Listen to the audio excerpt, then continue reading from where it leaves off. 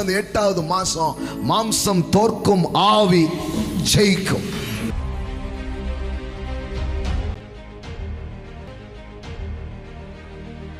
இந்த தாவீது எத்தனாவது பையன் பாருங்க, 7 குமாரர்கள் வந்துட்டாரு.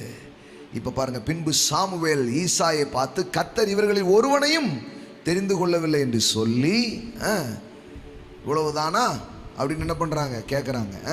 இளையவன் ஒருவன் இருக்கிறான், அவன் ஆடுகளை மேய்த்து கொண்டிருக்கிறான் என்றான். அப்பொழுது சாமுவேல் ஈசாயை நோக்கி, ஆள் அனுப்பி அவனை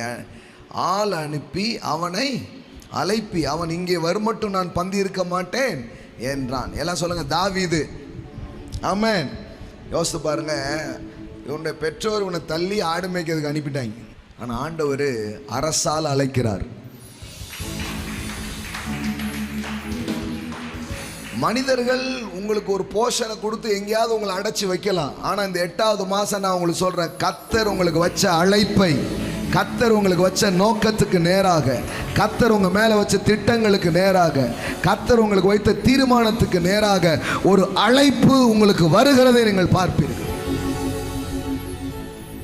மனிதர்கள் சிலதை தந்து, உன் லெவல் இதுதான், உன் வாழ்க்கை இதுதான், நீ இங்கே தான் இருக்கணும், இப்படி தான் கிடக்கணும்னு உங்களுக்கு ஒரு எல்லைக்கோடுகளை போட்டு உங்களுக்கு உங்கள் தகுதியை குறைச்சி உங்களை எங்கேயோ அடைச்சி வைக்கலாம்.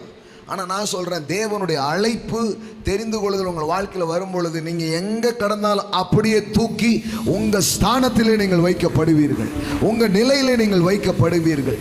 தேவன் உங்களுக்காக வைத்திருக்கிற அந்த இடங்களுக்கு தேவன் உங்களை கொண்டு வருகிறதை நீங்கள் பார்ப்பீர்கள். ஆமாம், நான் சொல்ல, அந்த 8வது மாசம் மாம்சம் தோற்கும், ஆவி ஜெயிக்கும்.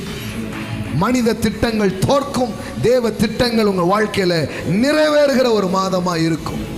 ஆமென். The plan of man, it was failed. Amen. It will be failed. Amen. The plan of God. Amen. Amen. அவருடைய திட்டங்கள், அவருடைய நோக்கங்கள் உங்கள் வாழ்க்கையில் நிறைவேறுகிற ஒரு மாதமாய் உங்களுக்கு இருக்கும். ஆமென். கொஞ்சம் என்ன, 7 பேரும் வேற மாதிரி இருக்கிறான், பார்த்தாலே இதாக இருக்கிறான், இவனுக்கு தான் கிடைக்க போகுதுன்னு எல்லாரும் நினச்சிட்டு இருக்கிறாங்க. இவன் பாருங்க 8வது நின்றுட்டு இருக்கான். ஏப்பா, இத்தனை பேர் தாண்டி நமக்கா வரும், நமக்கு தான் வரும்.